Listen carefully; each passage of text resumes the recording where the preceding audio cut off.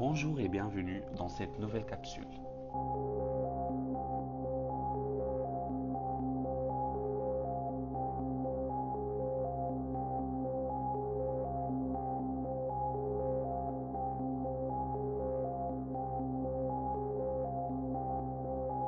Le travail du sexe. C'est un sujet qui fait réagir, qui dérange, mais qui soulève des questions qu'on ne peut plus ignorer. C'est un terrain où les certitudes rencontrent la réalité. Et c'est justement de cette réalité que je veux qu'on parle. Tu sais, c'est un thème que beaucoup préfèrent éviter, ou bien réduire à des clichés faciles. Dès qu'on en parle, on tombe souvent sur une vision simplicite. C'est soit de l'exploitation pure et simple, soit un fantasme qu'on ne veut pas confronter à la réalité. Pourtant, il y a bien plus que ces oppositions. Et aujourd'hui, je veux qu'on essaie ensemble d'aller un peu plus loin, sans juger, sans préjuger. Parce qu'au fond, c'est un sujet qui nous concerne tous. Même si on préfère souvent faire comme s'il n'existait pas. Le travail du sexe, comme beaucoup de sujets sensibles, est souvent perçu à travers un prisme très binaire. D'un côté, la personne qui le choisit délibérément, qui y voit une liberté, une manière d'avoir le contrôle sur sa vie, son corps, ses horaires. De l'autre, il y a l'exploitation, la contrainte, la violence, des vies brisées. Mais la vérité est bien plus nuancée. Le travail du sexe n'est pas une réalité uniforme. Il y a des histoires très diverses. Il y a celles et ceux qui l'ont choisi, parfois non pas par défaut, mais parce que c'est ce qui leur permet de vivre dignement, de se sentir libre, indépendant. Et puis, il y a l'autre côté de l'histoire, ceux qui n'ont pas choisi, ceux qui sont pris dans un système de violence, d'abus, de contraintes. Parfois sans même se rendre compte de la manière dont ils se retrouvent piégés. Deux réalités, deux vérités qui existent. Là où ça devient problématique, c'est qu'on a trop souvent tendance à mélanger tout ça, à ne voir que deux faces opposées. Mais la réalité est bien plus complexe. Comment pouvons-nous défendre les droits de ceux qui choisissent ce travail si on nie leurs paroles, si on les réduit à des victimes? C'est un peu là que ça devient vraiment absurde. D'un côté, la société stigmatise ceux qui exercent le travail du sexe. Les jugements pleuvent, elles vont son corps. Il doit être désespéré pour faire ça. C'est honteux. Ce sont des phrases qu'on entend souvent. Mais en parallèle, la demande est énorme. Ceux qui jugent sont souvent les premiers consommateurs. Beaucoup d'entre nous qui détournons les yeux ou condamnent ce travail, fermons aussi les yeux sur le fait que la demande reste forte, que des gens consomment ce service en toute discrétion. L'hypocrisie est partout. Et ce n'est pas tout. Il y a aussi l'hypocrisie des lois.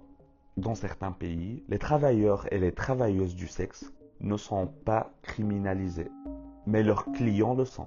Cela crée un climat dangereux. La peur d'être dénoncé empêche souvent les clients de signaler des situations de violence, de traite humaine ou d'abus. Au lieu de protéger les travailleurs du sexe, on les rend encore plus vulnérables. Un autre point que je trouve particulièrement intéressant est la manière dont le choix est souvent vu dans ce métier. Beaucoup disent on ne peut vraiment pas choisir ce travail.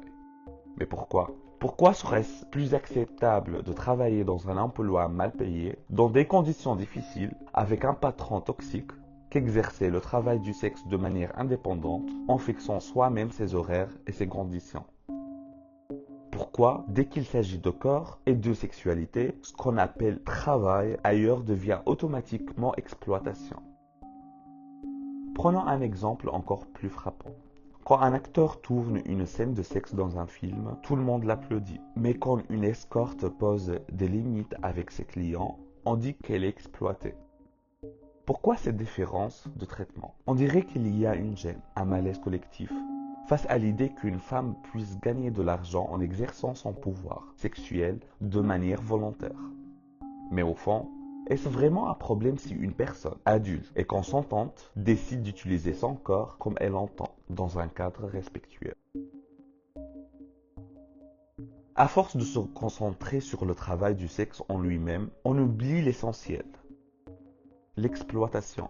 Ce n'est pas le travail en soi qui est problématique, c'est la manière dont certains le subissent. Ce qu'on devrait vraiment combattre, ce n'est pas le choix de certaines personnes d'exercer ce métier, mais l'exploitation systémique. Parce que ce qui est inacceptable, ce n'est pas qu'une personne décide de vendre des services sexuels si c'est son choix. Ce qui est inacceptable, c'est quand elle n'a aucun contrôle, quand elle est forcée, manipulée, mise en danger. Ce qu'on doit combattre, c'est la traite des êtres humains, les réseaux criminels, l'absence de loi et de protection pour celles et ceux qui exercent ce travail. C'est aussi la stigmatisation qui empêche les travailleurs et les travailleuses du sexe de dénoncer les violences qu'ils subissent, de chercher de l'aide sans contrainte d'être jugés. Le problème, ce n'est pas le travail du sexe en soi, mais l'absence de cadre de protection et de respect pour ceux qui le pratiquent. Alors, maintenant, je te pose une question. Si en écoutant cet épisode, ton premier réflexe est de juger, de penser que ce sujet te dépasse ou te choque, demande-toi pourquoi. En quoi ça te concerne? Pourquoi est-ce si difficile d'accepter que certaines personnes, adultes et consentantes, choisissent ce métier si elles ne nuisent à personne, si elles sont en sécurité? Pourquoi ne pas les respecter dans leur choix? Parce qu'au fond, c'est bien ça la clé, le respect. Respecter les choix des autres, même si ce ne sont pas les nôtres. C'est aussi ça qui fait de nous des êtres humains, capables de comprendre, d'écouter sans juger. Le travail du sexe a toujours existé et il existera toujours. La question n'est donc pas comment l'interdire, mais comment protéger celles et ceux qui l'exercent. Alors, au lieu de détourner le regard, au lieu de moraliser, pourquoi ne pas essayer d'écouter un peu plus, de comprendre un peu plus? Ne fermons pas les yeux sur une réalité qui existe simplement parce qu'elle nous met mal à l'aise. Merci d'avoir écouté cet épisode de Capsule. Comme toujours, l'objectif ici n'est pas de donner des leçons, mais d'ouvrir une discussion sincère sans filtre. Dans le prochain épisode, on abordera un autre sujet complexe, peut-être encore plus percutant, le racisme. Et pourquoi est-il si profondément ancré dans nos sociétés? Je t'invite à me rejoindre pour en discuter ensemble. Prends soin de toi et surtout, respecte les choix des autres, même si ce ne sont pas les tiens. Podcast réalisé par Ariba Iheb.